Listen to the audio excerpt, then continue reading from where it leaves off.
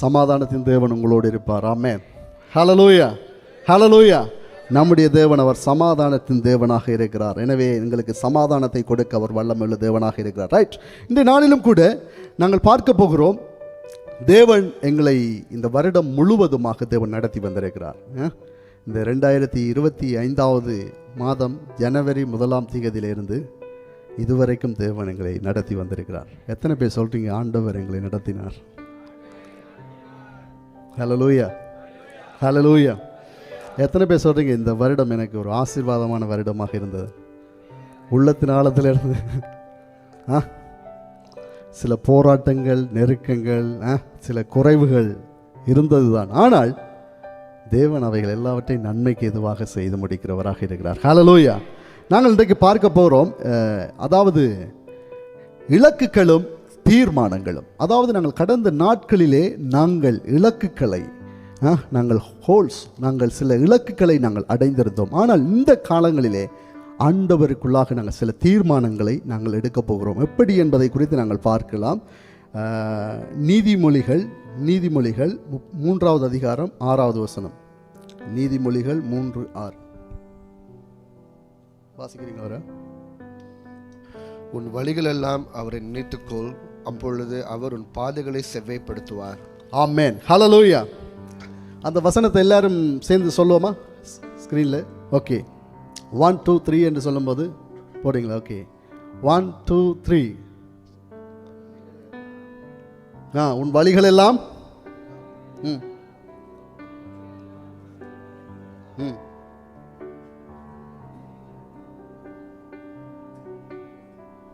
ஆமென். ஹல்லேலூயா, ஹல்லேலூயா. எனவே எங்களுடைய வழிகளிலே நாங்கள் அவரை நினைத்துக் கொள்ளுகிற பொழுது அவர் எங்களுடைய பாதைகளை தேவன் செவ்வையாக்க அவர் வல்லமை உள்ள தேவனாக இருக்கிறார். ரைட். இந்த வருடத்துடைய நாங்கள் ஒரு சில நாட்கள் மட்டும்தான் இருக்கிறது. இப்போ 360 நாட்கள், 60 சொச்ச நாட்கள் நாங்கள் வந்துவிட்டோம். ஓகே, இன்னும் சில நாட்களுக்குள்ளாக நாங்கள் இந்த வருடத்தை நாங்கள் கழிக்க போகிறோம். இந்த வருடத்திலே தேவன் இந்த நாளிலிருந்து நாங்கள் பார்க்க போகிறோம் ஆண்டவர் எங்களுக்கு என்ன செய்திருக்கிறார். நீங்கள் ஜனவரி 1ஆம் தேதி உங்களுக்கு ஞாபகம் இருக்கிறதா? இந்த வருடத்தில் எத்தனை பேருக்கு ஞாபகம் இருக்கு? ஜனவரி 1 எங்கே இருந்தீங்க? எங்கே இருந்தீங்க? ஜேபியில்.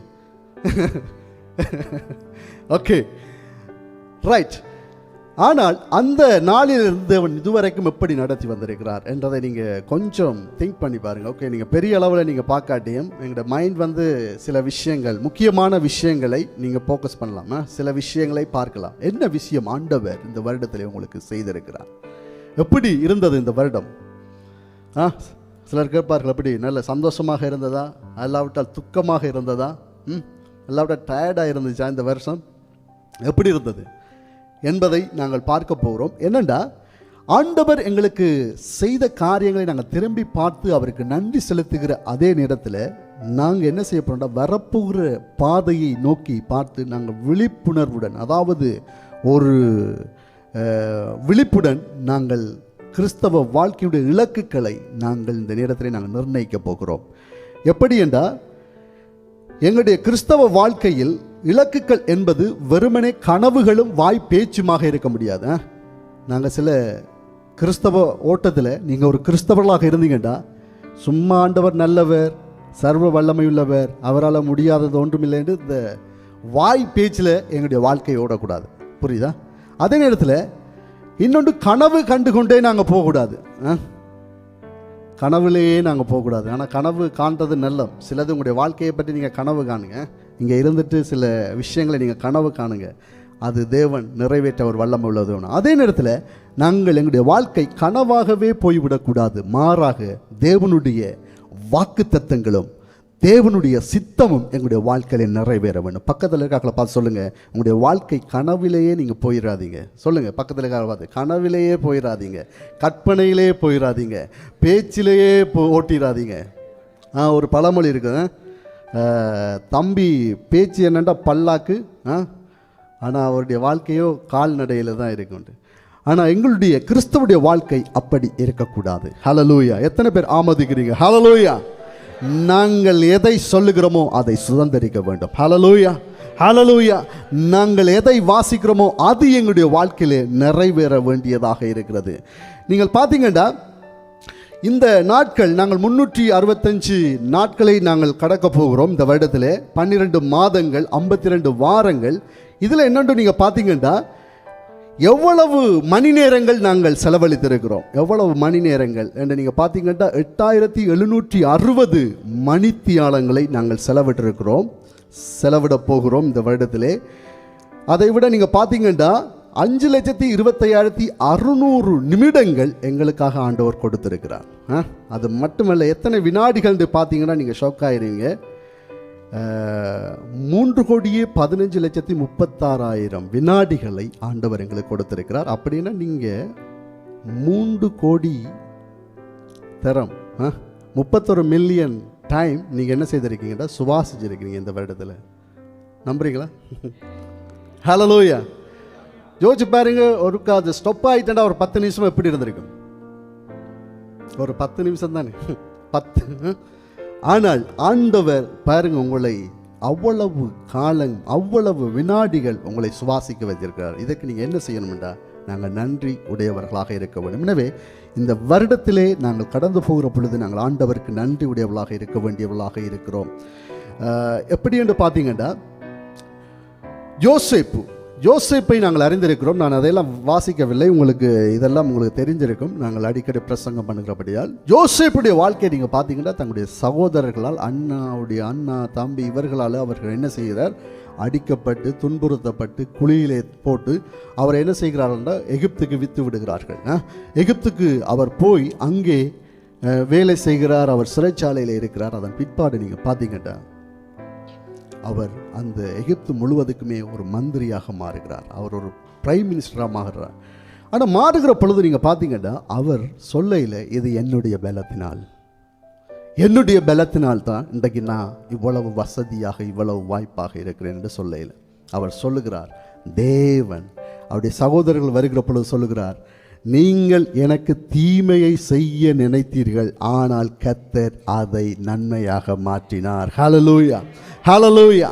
இன்றைக்கு நீங்கள் எத்தனை பேர் சொல்றீங்க, ஆண்டவர் என்னுடைய வாழ்க்கையிலே எல்லா தீமைகளை நன்மையாக மாற்றினார்?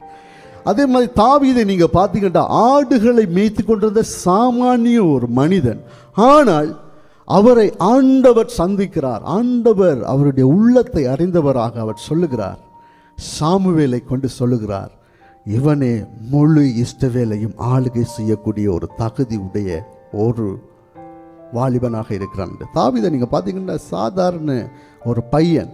அது மட்டுமல்ல, அவருடைய வீட்டில் கூட அவரை மறந்து போயிட்டாங்க. அப்படியான ஒரு பையன் இருக்கிறானா, எங்களுக்கு ஒரு பிள்ளை இருக்குதான்னு சொல்லி மறந்து போய்விட்டார்கள். ஆனால் தேவன் மறக்காதவர். பக்கத்தில் பார்த்து சொல்லுங்க, தேவன் உங்களை ஒருபோதும் மறக்க மாட்டாங்க.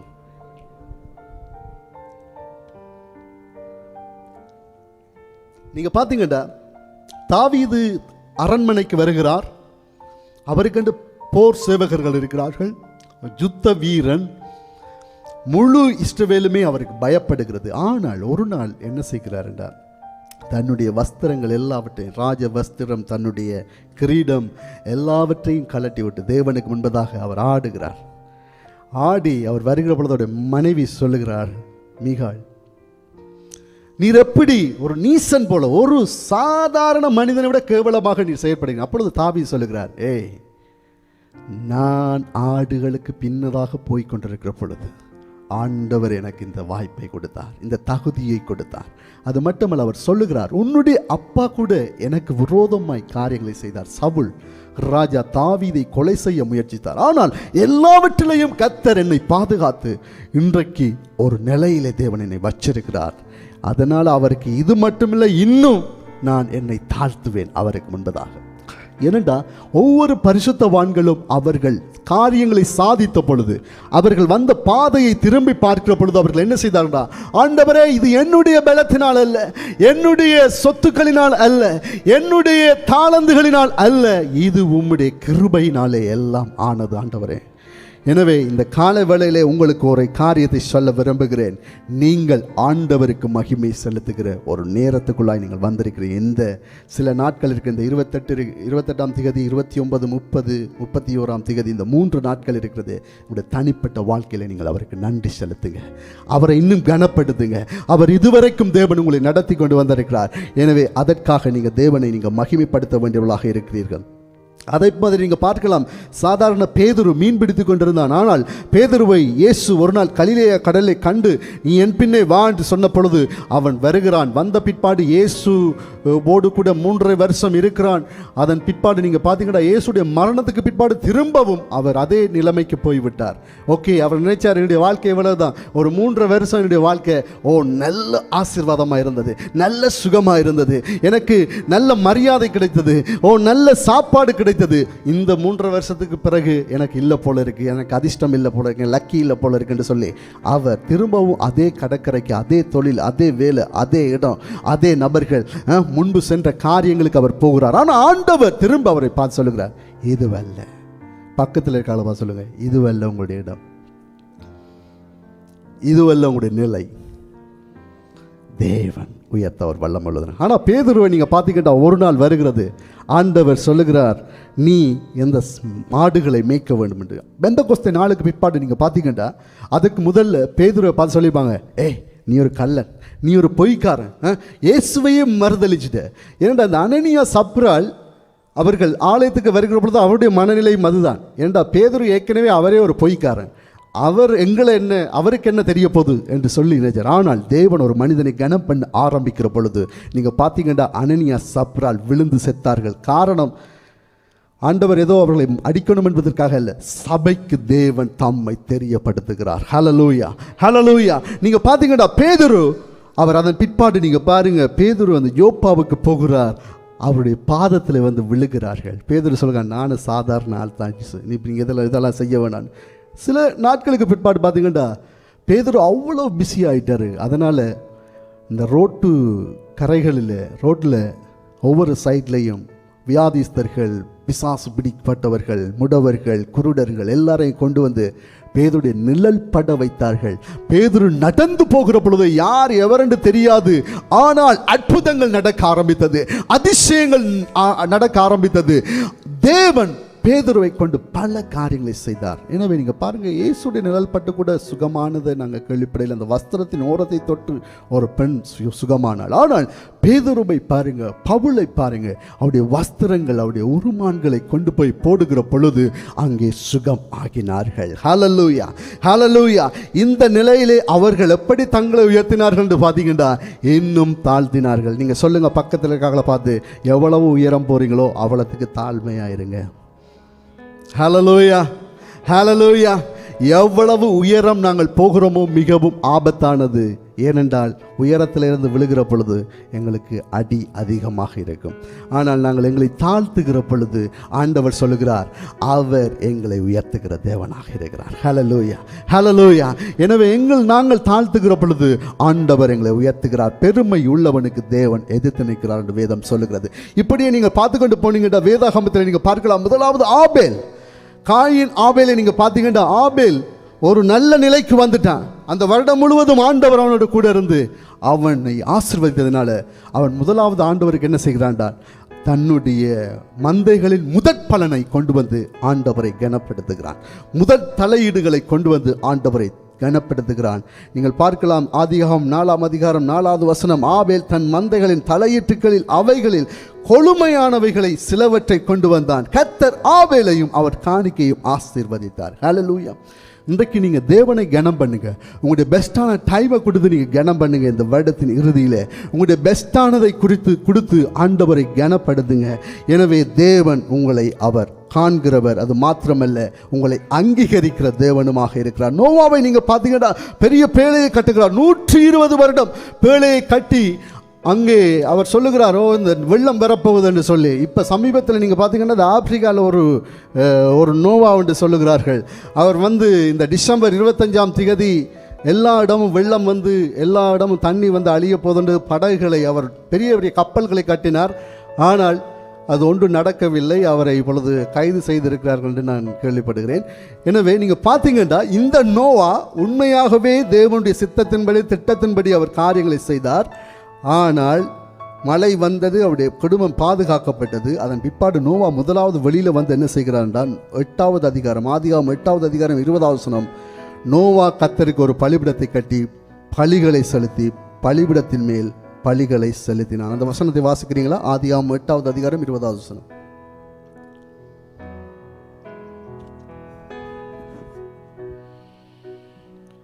அப்பொழுது நோவா கர்த்தருக்கு ஒரு பலிபீடம் கட்டி சுத்தமான சகல மிருகங்களிலும் சுத்தமான சகல பறவைகளிலும் சிலவற்றை தெரிந்து கொண்டு அவைகளை பலிபீடத்தின் மேல் தகன பலிகளாக பலியிட்டான். ஆமென், ஹல்லேலூயா. நோவா வந்து பெஸ்டானதை கொடுக்குறான். ஆண்டவருக்கு எது தூய்மை, எது அவருக்கு பிடிக்கும் என்பதை பார்த்து நோவா பலி எடுக்கிறான். நான் என்னத்தை சொல்ல வருகிறேன்டா, அவர்கள் சக்சஸான ஒரு வேலையை முடித்த பிற்பாடு அவர்கள் அங்கங்கே அது செய்தார் இது செய்தார் ஆளுங்களோட சேர்ந்து அப்படி இப்படி பெருமையாக இது செய்தே இல்லை. ஆனால் அவர்கள் ஒவ்வொருவரும் ஆண்டவர் முன்பாக வந்து தங்களை தாழ்த்தினார்கள். இது என்னாலே அல்ல. இந்த காலை வேளையிலே கூடியிருக்கிறேன் அருமையான ஜனங்களே, தேவனுடைய பிள்ளைகளே, ஆண்டவர் எங்களை பல வழிகளிலே அவர் நடத்தி வந்திருப்பார். இந்த நேரத்தில் நாங்கள் ஒவ்வொரு இடத்துலையும் நான் மேக்க கொடுத்து எப்படி இருந்துச்சு இந்த வருடம் என்றால் நீங்கள் பல காரியங்களை சொல்லுவீங்க, பல விஷயங்களை சொல்லுவீங்க என்று நாங்கள் எத்தனையோ மைல்கள் நீங்கள் பிரயாணம் பண்ணுகிறீர்கள். ஒருவேளை தாய்லாந்து போகலாம், சிங்கப்பூர் போகலாம். சில நேரம் நீங்கள் எவ்வளவோ தூரம் நீங்கள் இரவு பகலாக நீங்கள் ஓடுகிறீர்கள். ஆனால் இதுவரைக்கும் தேவன் உங்களை பாதுகாத்திருக்கிறார். ஆனால் நீங்கள் போகிற பொழுது எத்தனையோ விபத்துக்களை நீங்கள் பார்க்குறீங்க தானே, எத்தனையோ ஆபத்துக்களை பார்க்குறீங்க தானே. சில நேரம் காடி கவுண்ட் இருக்கும், சில நேரம் அடிபட்டிருப்பாங்க. ஆனால் ஆண்டவர் எவ்வளவு எங்களை தேவன் பாதுகாத்திருக்கிறார். இதே போல் நீங்கள் சொல்லலாம் உங்களுடைய வாழ்க்கையில் பட்டினியாக இருந்திருக்கீங்களா? அந்த ஒரு வருஷ காலத்தில் 2000 இந்த ஆண்டில் நீங்கள் பட்டினியாக இருந்திருக்கீங்களா? சாப்பாடு இல்லாமல். ஒருவேளை நீங்கள் வேலை பிஸினால சாப்பிடாம இருந்தீங்க, சிலர் வந்து டயர்டாக இருக்கிறதுனால சாப்பிடாமல் இருந்திருப்பீங்க. ஆனால் நீங்கள் பட்டினியாக இருந்திருக்கீங்களா? அப்படியே கையை வைத்துங்க. இல்லை, இருந்திருக்கீங்க. ஓகே. ஆனால் ஆண்டவர் எங்களை நடத்துவதற்கு, அவர் போஷிப்பதற்கு அவர் வல்லமை உள்ள தேவனாக இருந்திருக்கிறார். எனவே இங்கே நாங்கள் பார்க்கிற பொழுது ஒவ்வொருவரும், நீங்கள் ஆபிரகாமை எடுத்துக்கொண்டு அவர் போன இடமெல்லாம் பலிபீடங்களை கட்டி தேவனை ஆராதித்தார். யாக்கோபு தன்னுடைய இடத்தை விட்டு அவர் ஓடி போகிறார். போன பிற்பாடு திரும்பி வருகிற பொழுது ஏசாவனை அடித்து கொன்று போடுவான் என்று நினைக்கிறார். ஆனால் சமாதானம் பண்ணுகிறார் தேவன். அதன் பிற்பாடு நீங்கள் பார்த்தீங்கன்னா எல்பெத்தேல் என்கிறதான ஒரு இடத்துல வந்து ஒரு பலிபீடத்தை கட்டி தேவனை நமஸ்கரித்ததை நாங்கள் பார்க்கிறோம். மோசையை நாங்கள் பார்க்கிறோம். அவர்கள் ஒவ்வொரு இடங்களையும் ஒவ்வொரு யுத்தங்களையும் அவர்கள் தாண்டுகிற பொழுது ஆண்டவருக்கு நன்றி செலுத்தினார்கள். யோசுவாவை பார்த்தீங்கன்னா ஜோர்தானை கடந்து கானானுக்குள்ளே போகிறார்கள். ஆண்டவர் எங்களுக்கு வெற்றியை தந்தார் என்று சொல்லி யோசுவா 8ஆம் அதிகாரம் 30வது வசனத்திலே அவன் கர்த்தராகிய தேவனுக்கு ஒரு பலிபீடத்தை கட்டி தேவனை மகிமைப்படுத்தினான். தாவீதை நீங்கள் பார்த்தீங்கன்னா தாவீதும் ஒவ்வொரு காரியத்திலும் தேவனை தொழுது கொண்டதை நாங்கள் பார்க்கிறோம். எனவே இவ்விதமாக தேவன் உங்களுடைய வாழ்க்கையிலே செய்த காரியங்களுக்காக நீங்கள் நன்றி செலுத்த வேண்டும். ஜனவரியில இருந்து இதுவரைக்கும் தேவன் உங்களுடைய வாழ்க்கையிலே செய்த நன்மைகளை நீங்கள் நினைச்சு பாருங்க. இன்றைக்கு அப்படியானால் நீங்கள் எதற்காக தேவனுக்கு நன்றி செலுத்துவீர்கள்? ஆண்டவர் இதுவரைக்கும் எங்களை நடத்தி வந்தாண்டா குறிப்பாக நீங்கள் எதற்காக நீங்கள் நன்றி செலுத்துவீங்க? யோசிச்சு பாருங்க. நீங்கள் உங்களுடைய மனதிலே நீங்கள் யோசிச்சு பாருங்க, நான் எதற்காக ஆண்டவருக்கு நாங்கள் நன்றி செலுத்த போகிறேன் என்று. இந்த வருடத்தில் நீங்கள் நினைத்த காரியம் ஒருவேளை அடையாமல் போனீர்களா? இந்த வருடத்தில் சில காரியங்களை நீங்கள் நினைச்சிருக்கலாம், இது செய்ய போகிறேன், அது நடக்கவில்லையா? யோசிங்க. அல்லாவிட்டால் அந்த காரியம் நடந்திருக்கிறதா? எவ்வளவு சந்தோஷமாக இருக்கிறீர்கள். நடக்கவில்லையா?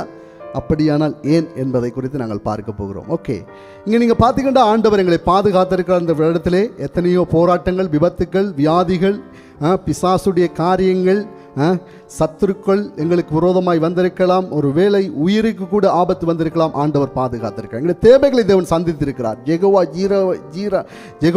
ஜீரே எங்களுக்கு எல்லாவற்றையும் அவர் பாதுகாத்திருக்கிறார். என வெற்றியை கொடுத்திருக்கிறார். எப்படி என்றால் ஒருவேளை உங்களுடைய வாழ்க்கையிலே உடல் சுகத்தை தந்திருக்கிறார். புது வேலைகளை தேவன் தந்திருக்கிறார். உங்களுடைய கல்லூரி படிப்புகள் அல்லாவிட்டால் உங்களுடைய பாடசாலை படிப்புகளிலே தேவன் கூட இருந்திருக்கிறார். அதே மாதிரி நீங்கள் ஒரு புது வீட்டை நீங்கள் வாங்கியிருக்கிறீங்களா? புது காடி, எல்லாவிட்டால் ஏற்ற துணையை நீங்கள் தேடி இருக்கிறீங்களா?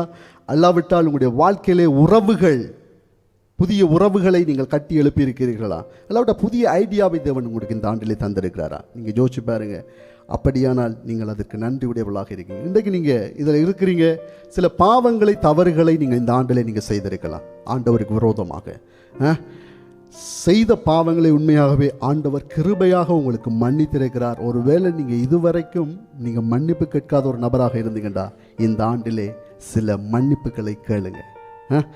சிலரோடு கூட நீங்கள் இதுவரைக்கும் நீங்கள் சண்டை எல்லாவற்றால் ஏதாவது கோபம், ஏதாவது மனஸ்தாபங்களோடு இந்த ஆண்டை நீங்கள் கடக்க போகிறீர்களா? அடுத்த வருடத்துக்குள்ளே நீங்கள் அப்படியான நபர்கள் இருந்தேன்டா நீங்கள் இன்றைக்கு எல்லாவற்றால் ஃபோன் பண்ணி ஆராதனை முடிவில் யாரோடுக்கெல்லாம் நீங்கள் மன்னிப்பு கேட்க வேண்டும், யாரிடத்துல எல்லாம் நீங்கள் சாரி கேட்க வேண்டும், யாரையெல்லாம் நீங்கள் மன்னிக்க வேண்டுமோ நீங்கள் அவரை மன்னித்து விடுங்கள். ஆண்டவர் எங்களுக்கு மன்னிப்பு கொடுக்கிற தேவனாக இருக்கிறார்.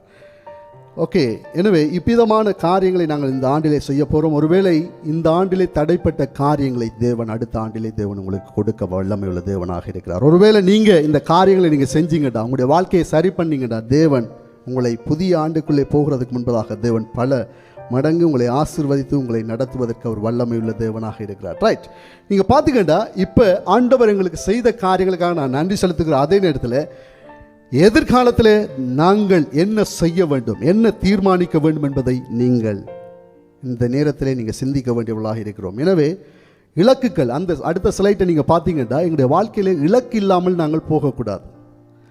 இலக்கு இல்லாமல் போகக்கூடாது. ஒருவர் சொல்லுகிறார், எங்களுடைய வாழ்க்கையிலே ஒரு கோல், ஒரு இலக்கு இல்லாவிட்டால் துடுப்பில்லாத ஒரு படகை போல தான் எங்களுடைய வாழ்க்கை இருக்கும்.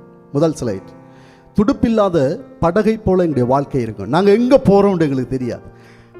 பல ஆண்டுகளாக இருக்கும், ஒரே இடத்துல தான் இருப்போம். பல ஆண்டுகளாக இருக்கும், ஒரு வளர்ச்சி இருக்காது, ஒரு மாற்றம் இருக்காது. ஏனென்றா எங்களுக்கென்று ஒரு இலக்கு இல்லை, ஒரு கோல் இல்லை, ஒரு திட்டம் இல்லை, ஒரு விதமான காரியம் இல்லை. எனவே இன்றைக்கு நாங்கள் பார்க்க போகிறோம், அடுத்த வருடத்துக்குள்ள நீங்கள் போவதற்கு முன்பதாக சில இலக்குகளை தீர்மானிங்கள். நான் என்ன செய்ய வேண்டும், இன்னும் ஒரு 5 அல்லாவிட்டால் 2 வருடத்தில் என்னுடைய வாழ்க்கை எப்படி இருக்க வேண்டும், நான் ஆவிக்குரிய ரீதியிலே எப்படி இருக்க வேண்டும், நான் ஆண்டவருக்கு என்ன காரியத்தை செய்ய வேண்டும், ஆண்டவருக்காக எப்படி வேலை செய்ய முடியும், அல்லாவிட்டால் என்னுடைய குடும்பத்தை எப்படி கட்ட முடியும், இன்னும் என்னுடைய வாழ்க்கையிலே வருமானம் வருகிற வழிகளை என்ன செய்ய முடியும் என்பதை நாங்கள் தீர்மானிக்க வேண்டியவர்களாக இருக்கிறோம். எனவே இந்த துடுப்பில்லாத இந்த படகை நீங்கள் பார்த்தீங்கன்னா அதற்கென்று ஒரு இதில் எங்கே காற்றடிக்குதோ அந்த பக்கம் போகும், இங்கே கொஞ்சம் காட்டுண்டா இந்த பக்கம் போகும். எனவே அதற்கு ஒரு காரியம் இருக்காது. எனவே நீதிமொழிகள் 29வது வசனம் சொல்லுகிறது, தரிசனம் இல்லாத இடத்தில் ஜனங்கள் சீர்கட்டு போவார்கள். தரிசனம் என்பது இலக்கு.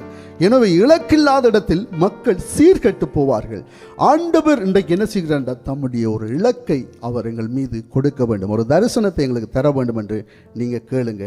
தேவன் நிச்சயமாகவே எங்களுக்கு கொடுக்க ஒரு வல்லம் உள்ள தேவனாக இருக்க. சங்கீதம் 37வது அதிகாரம் 5வது வசனத்தை வாசிங்கள். சங்கீதம் 37:5. உன் வழியை கர்த்தருக்கு ஒப்புவித்து அவர் மேல் நம்பிக்கையாயிரு, அவரே காரியத்தை வாய்க்க பண்ணுவார்.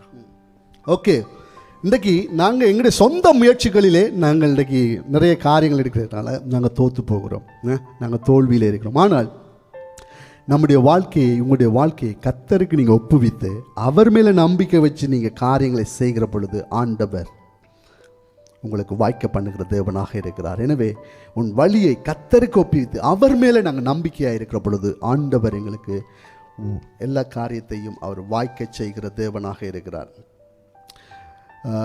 நீங்கள் பார்த்தீங்கன்னா இன்றைக்கு நாங்கள் பொதுவான சில காரியங்களை நாங்கள் எடுக்கலாம். நான் இந்த 2026 ஒரு நல்லவனாக நான் இருக்க போகிறேன், அவ்வளோதான். நீங்கள் ஆனால் பொதுவான காரியங்கள் இல்லாமல் நீங்கள் ஸ்பெசிஃபிக்காக சில விஷயங்கள் எடுங்க. நான் 2026 ஒரு அரை மணி நேரமாவது நான் ஜெபிப்பேன். இப்படி குறிப்பாக சில காரியங்களை நீங்கள் முடிவெடுக்கலாம். எனவே நீங்கள் தீர்மானம் எடுக்கிறீர்கள் மாத்திரமல்ல, சில குறிப்பான காரியங்களை நீங்கள் எடுக்கிற பொழுது அதில் நீங்கள் ஜெயப்படுவீங்க. சில காரியங்களை நீங்கள் எழுதுங்க. ஆபகுக் சொல்லுகிறார், ஆபகுக் 2வது அதிகாரம் 2வது வசனம் சொல்லுகிறது, தரிசனத்தை எழுதி பலகையில் மேல் தெளிவாக வரை. அதாவது தரிசனத்தை எழுதி நீ ஆட்கள் போகிற இடத்துல நீ வை, அதை வாசிக்க வாசிக்க வாசிக்க வாசிக்க ஓகே என்னுடைய வாழ்க்கை மாறணும் என்று நாங்கள் நினைப்போமா. எனவே ஆபகுக் சொல்லுகிறார், நீங்கள் எழுதுங்கள் உங்களுடைய காரியங்களை. இந்த 2026க்குள்ளே நீங்கள் போக போகிறீங்க. நீங்கள் கடைசி மாதம் நாட்களில் நீங்கள் நிற்கிறீங்க. நீங்கள் எழுதுங்க, என்னுடைய பிள்ளையுடைய வாழ்க்கை, என்னுடைய குடும்ப வாழ்க்கை எப்படி இருக்க வேண்டும் என்று. நீங்களே விரும்பாவிட்டால் உங்களுடைய வாழ்க்கையை ஆண்டவர் என்ன செய்வது? எனவே இன்றைக்கு நீங்கள் எழுதுங்க. சில டைரி, சில நோட் புக் எடுத்து நீங்கள் என்ன செய்யுங்க, எழுதுங்க. என்னென்ன காரியங்களை செய்ய வேண்டும் என்பதை நீங்கள் எழுதுங்க. எனவே எழுதி நீங்கள் தீர்மானிக்கிற பொழுது ஆண்டவர் நிறைவேற்றவர் வல்லமை உள்ள தேவனாக இருக்கிறார். எனவே சிலர் இன்றைக்கு தீர்மானம் எடுப்பார்கள். எப்படி என்றால், ஓகே நான் இந்த காரியத்தை நான் செய்ய போகிறேன் என்று எடுப்பார்கள். ஆனால் அந்த ஜனவரி 15ஆம் தேதி மட்டும் அதை செய்வாங்க. எப்போ மட்டும்?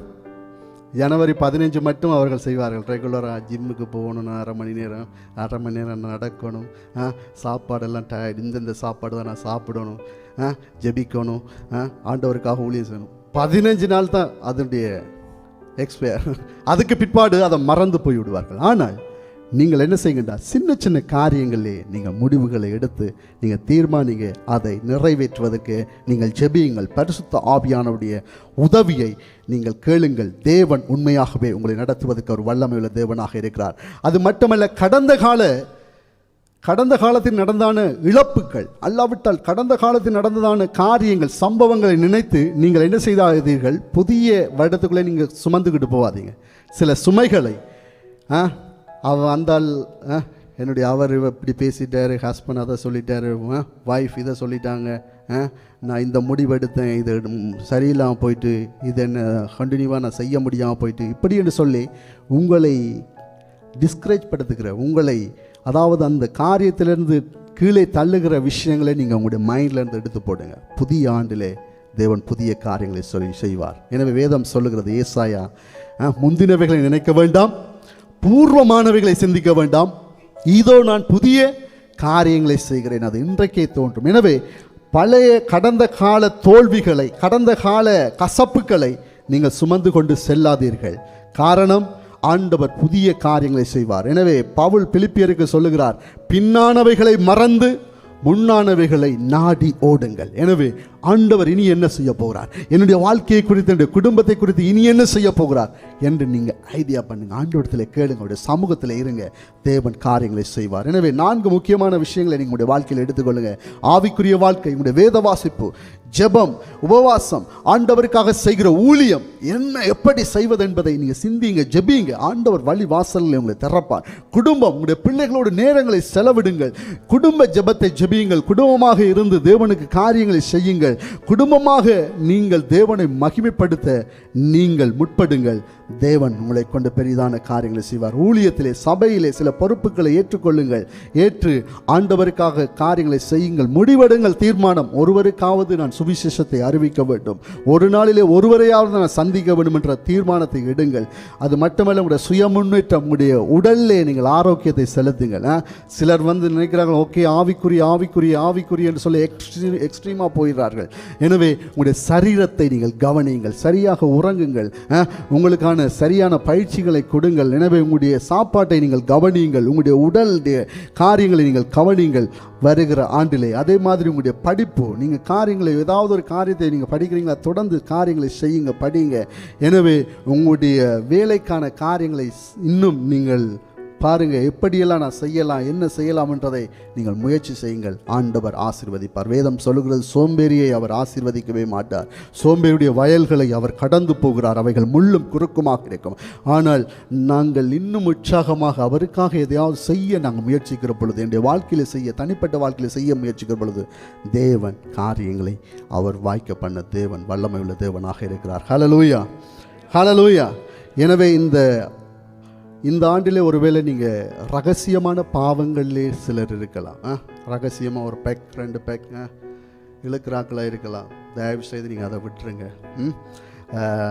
அடுத்தது, யாருக்கும் தெரியாமல் சில பாவங்கள், அந்தரங்க பாவங்கள். சிலர் ரகசிய தொடர்பு, கள்ள தொடர்பிலே நீங்கள் சிலர் இருக்கலாம். ப்ளீஸ், எனவே அப்படியானவர்கள் இந்த ஆண்டிலே நீங்கள் அவைகளை விட்டுவிடுங்கள். எனவே யாரிடமாவது ஏதாவது பணத்தை, பொருட்களை நீங்கள் வாங்கியிருந்தால் திருப்பி கொடுத்துருங்க. இந்த ஆண்டிலே கொடுத்துட்டு போங்க. சில ஆசீர்வாதங்களுக்கு இவைகள் தடைகளாக இருக்கும். எனவே கொடுக்க முயற்சி செய்யுங்கள். அதே மாதிரி நீங்கள் சிலர் ஒருவேளை சபைகளுக்கு விரோதமாய் காரியங்களை செய்யலாம், சில குழப்பங்களை ஏற்படுத்துகிறவர்களாக இருக்கலாம், அல்லாவிட்டால் விசுவாசிகள் மத்தியிலே சில காரியங்களை பேசுகிறவர்களாக இருக்கலாம். நீங்கள் அவைகளை விட்டுவிடுங்கள். புதிய ஆண்டுக்குள்ளே போகிற பொழுது ஆண்டவருக்காக எப்படி ஊழியம் செய்யலாம் என்பதை சிந்தியுங்கள். ஆண்டவருடைய வாழ்க்கையை ஆசீர்வதிப்பார். ஒருவேளை ஏழைகளை ஒடுக்குகிற, அதாவது கஷ்டப்பட்டவருடைய காரியங்களை ஒடுக்குகிற, அவர்களை கஷ்டப்படுத்துகிற, அவர்களுக்கு விரோதமாய் செய்கிற காரியங்கள் யாராவது செய்தீர்கள் என்றால் நீங்கள் அவைகளை இந்த ஆண்டிலே நீங்கள் அவர்களோடு கூட நீங்கள் மன்னிப்பு கேளுங்க. அப்படியான காரியங்களை செய்யாதிருங்கள். தேவன் உங்களை கொண்டு பெரிதான காரியங்களை செய்ய ஒரு வல்லமை உள்ள தேவனாக இருக்கிறார். ஹல்லேலூயா. எனவே இந்த ஒரு புதிய ஆண்டுக்குள்ளே நாங்கள் போக போகிறோம். ஒரு ஃப்ரெஷ்ஷாக நாங்கள் போவோம். ஒரு புதிய மனிதர்களாக நாங்கள் போக ஆரம்பிப்போம். என்றால் சில காரியங்கள், சில சாபங்கள், சில தடைகளுக்கு நாங்கள் காரணமாக இருந்து விடக்கூடாது. எனவே ஆண்டவர் இன்றைக்கு எங்களோடு கூட பேசுகிறார். சிலரோடு நீங்கள் ஒப்புரவாகுங்கள். சிலரை நீங்கள் உற்சாகப்படுத்த விரும்பினால் அவர்களை உற்சாகப்படுத்துங்க. சிலருக்கு ஏதாவது உதவி செய்ய நீங்கள் விரும்பினீங்கன்னா போய் அவங்களுக்கு செய்யுங்க. சிலரை நீங்கள் பார்த்து அவளுக்கு சில ஆலோசனைகள் அல்லாவிட்டால் அவளிடத்தில் நீங்கள் மன்னிப்பு கேட்க வேண்டும், அவளோடு ஒப்புரவாக வேண்டும் என்றால் நீங்கள் இந்த நேரத்தை நீங்கள் எடுத்துக்கொள்ளலாம். போன் செய்து நீங்கள் சொல்லிக்கொள்ளலாம். ஒருவேளை நீங்கள் நேரடியாக நீங்கள் அவர்களோடு கூட நீங்கள் போய் பேசி இந்த காரியங்களை செய்யலாம். ஏனென்றால் ஒன்று, நாங்கள் அடுத்த வருடத்திலே நீங்கள் உங்களை ஆயத்தப்படுத்த வேண்டும் ஆண்டவருக்காக, அப்படி ராஜ்யத்தின் வருகைக்காக. யாருக்கு என்ன நிலை எப்படி என்று தெரியாது. இந்த உலகம் இன்றைக்கு பயங்கர வேகமாக அழிந்து கொண்டு போகிறது. எனவே எங்களுடைய ஆத்துமாக்கள் மிகவும் முக்கியமாக இருக்கிறது. ஹல்லேலூயா. எனவே ஆண்டவர் பரிசுத்தத்தை விரும்புகிறார். அவர் உண்மையை விரும்புகிற தேவனாக இருக்கிறார். நாங்கள் உண்மையாக செயல்படுகிற பொழுது தேவன் நம்முடைய வாழ்க்கையிலே காரியங்களை செய்ய அவர் வல்லமை உள்ள தேவனாக இருக்கிறார். ஆமென். ஹல்லேலூயா. ஹல்லேலூயா. ஹல்லேலூயா. எல்லா இடமும் சோகமாயிட்டு ஹல்லேலூயா. பக்கத்தில் இருக்காங்கள பார்த்து சொல்லுங்க, ஆண்டவர் நிச்சயமாகவே உங்களோடு கூட இருப்பார். யோபு சொல்லுகிறார், என் மீட்பர் உயிரோடு இருக்கிறார். ஹல்லேலூயா. ஹல்லேலூயா. எனவே இயேசு அவர் உயிரோடு இருக்கிற பொழுது எங்களுக்கு எந்த கவலையும் இல்லை. அவர் நம்மை நடத்துவதற்கு வல்லமையுள்ள தேவனாக இருக்கிறார். எனவே நான் சொன்ன மாதிரி இந்த இலக்குகள் இல்லாமல் நாங்கள் இருக்கக்கூடாது. இந்த துடுப்பில்லாத படகு மாதிரி, அல்லாவிட்டால் முகவரி இல்லாத இந்த கடிதங்கள் மாதிரி, கோல்போஸ் இல்லாத ஃபுட்பால் மாதிரி எங்களுடைய வாழ்க்கை இருக்கக்கூடாது. ஒரு இலக்குகளை நாங்கள் அடைவோம். எனவே உங்களுடைய இலக்குகள் பெரிதாக இருக்கட்டும். நீங்கள் இந்த நாளிலே இருந்து நீங்கள் பார்க்கலாம், கடந்த காலங்களிலே ஒருவேளை நீங்கள் வந்த நெருக்கங்கள், உபத்திரவங்கள், பாடுகள். ஆனால் இன்றைக்கு ஆண்டவர் சில ஆசீர்வாதங்களை உங்களுக்கு கொடுத்திருக்கிறார், சில நன்மைகளை கொடுத்திருக்கிறார். எனவே அவைகளை எண்ணி நாங்கள் ஆண்டவருக்கு நாங்கள் நன்றி செலுத்த போகிறோம். ஹல்லேலூயா. ஹல்லேலூயா. ஹல்லேலூயா. ஹல்லேலூயா. நாங்கள் எல்லாருமே நாங்கள் இந்த நேரத்தில் நாங்கள் எழுந்து நிற்போம். கர்த்தருன்னை நித்தமும் நடத்தி மாவறட்சியில் திரட்சியை தருவார். கர்த்தருன்னை நித்தமும் நடத்தி மாவறட்சியில் திரட்சியை தருவார். உன் ஆத்துமாவை திருப்தி செய்வார். உன் ஆத்துமாவை திருப்தி செய்வார். தொடர்ந்து துதி செய் மனமே, உன் மீட்பர் உயிரோடு இருக்கின்றார். தொடர்ந்து துதி செய் மனமே, உன் மீட்பர் உயிரோடு இருக்கின்றார். துதிப்போரை கைவிட மாட்டார். துதிப்போரை கைவிட மாட்டார். கர்த்தர் உன்னை நித்தமும் நடத்தி மாவறட்சியில் திரட்சியை தருவார்.